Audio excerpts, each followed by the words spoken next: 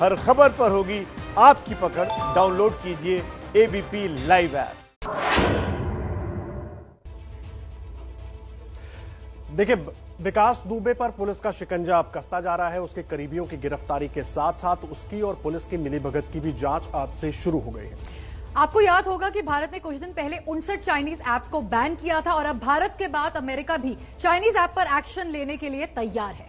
भारत में कोरोना तेजी से फैल रहा है। पिछले 10 दिनों में 2 लाख से ज्यादा केस सामने आए हैं। ये खबर भी हम आपको दिखाएंगे पंचनामा में। और चीन की भी होगी बात, क्योंकि चीन के विरोध के बावजूद बॉर्डर एरिया पर भारत किसी तरह का कोई निर्माण रोकने नहीं वाला है। इंटरेस्टिंग खबर है। बिल्कुल, ये इंटरेस्टिंग खबर भी आपको दिखाएंगे। साथ ही पंचनामा की शुरुआत करते हैं। एबीपी न्यूज को विकास दुबे का पिछले साल का एक वीडियो मिला है। वीडियो देखकर साफ पता चलता है कि आखिर कैसे विकास दुबे ने पूरे इलाके में अपना खौफ कायम कर रखा था।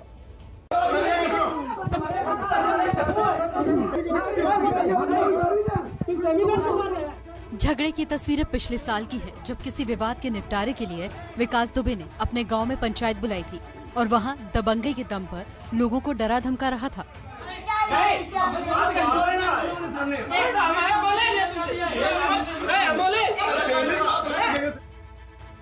एबीपी न्यूज को इस वीडियो के साथ गांव और आसपास के इलाकों में विकास दुबे के खौफ को लेकर कई जानकारी मिली है। ये भी पता चला है कि अपने आगे वो पुलिस वाले को भी कुछ नहीं समझता था। जब एसओ विनय तिवारी 307 का मुकदमा लिखाने वाले राहुल तिवारी को लेकर के इसके घर में आए थे, तब भी कुछ ऐसा ही दृश्य था।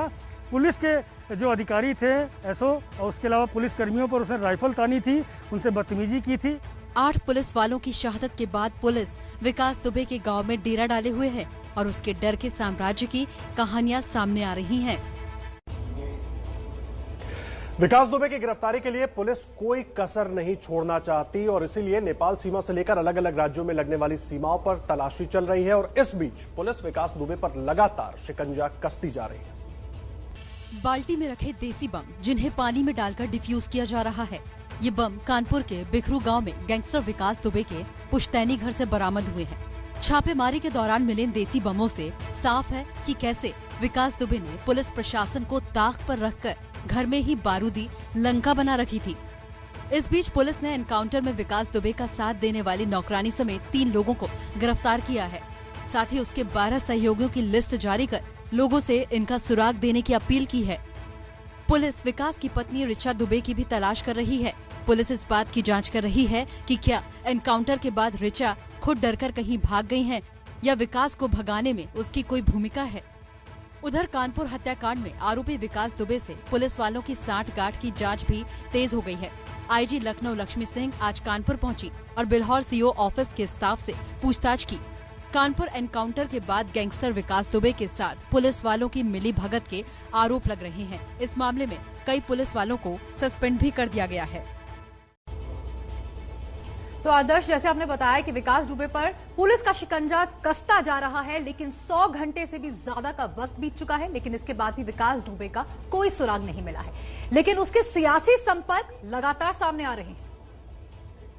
एक ओर विकास दुबे की तलाश के लिए भारत नेपाल सीमा पर पोस्टर लगाए जा रहे हैं, तो दूसरी ओर विकास दुबे के सियासी संपर्क लगातार सामने आ रहे हैं। तस्वीर में विकास दुबे बीजेपी सांसद देवेंद्र भोले के साथ नजर आ रहा है। देवेंद्र भोले यूपी के अकबरपुर से बीजेपी सांसद हैं।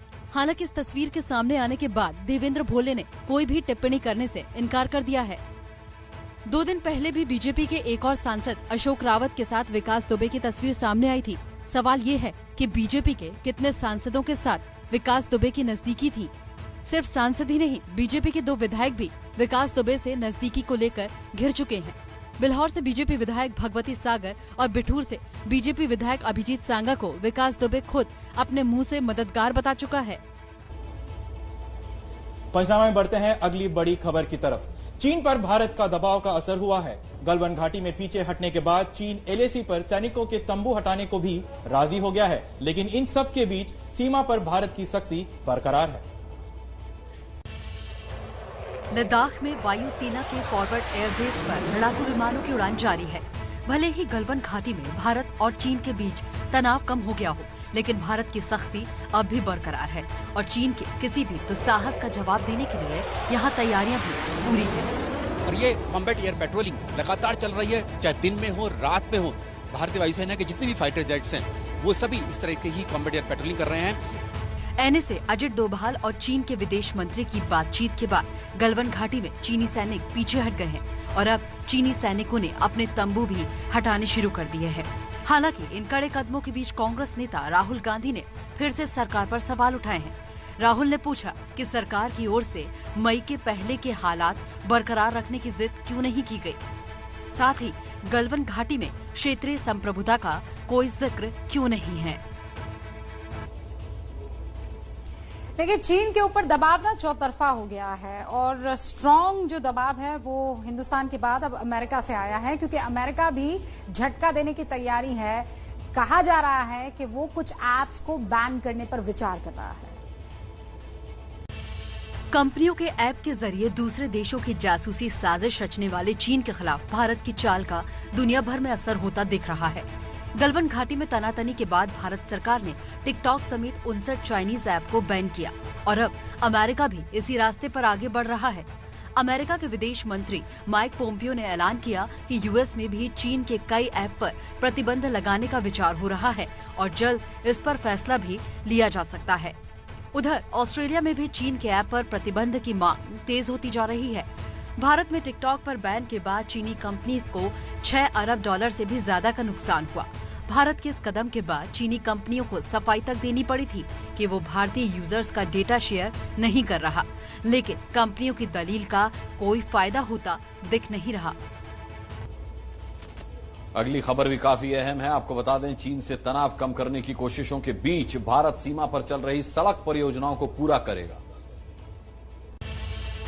भारत और चीन के बीच बॉर्डर पर भले ही तनाव कम करने की कोशिशें जारी हों, लेकिन इस इलाके में निर्माण को लेकर भारत ने अपने कदम पीछे नहीं खींचे हैं। रक्षा मंत्री राजनाथ सिंह ने आज बॉर्डर पर जारी सड़क और अन्य निर्माण कार्यों को लेकर बॉर्डर रोड ऑर्गेनाइजेशन यानी बीआरओ के महानिदेशक के साथ बैठक की और सीमा पर चल रही परियोजनाओं का जायजा लिया।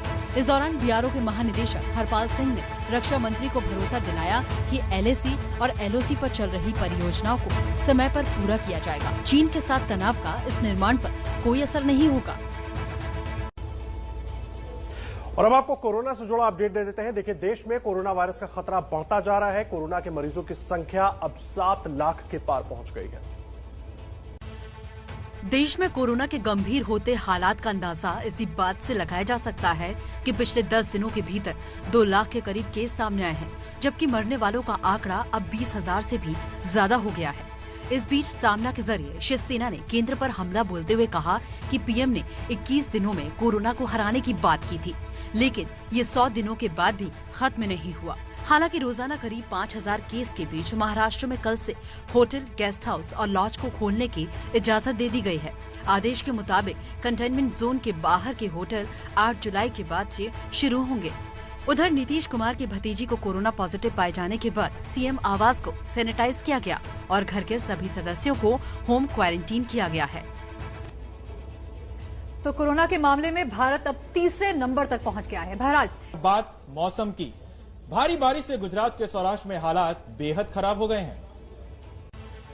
तस्वीरें बता रही हैं कि सौराष्ट्र में पहली बारिश से ही बाढ़ जैसे हालात हो गए हैं। पानी में डूबा ये जामनगर है, जहां शहर के अंदर घुसे बाढ़ के पानी में लोग गर्दन तक डूबे दिखाई दे रहे हैं। जामनगर में सागर डैम से छोड़े गए पानी के बाद यहां बेहद खराब स्थिति बनी हुई है। बाढ़ में ट्रक डूबे हुए हैं, बस्तियां जलमग्न हैं।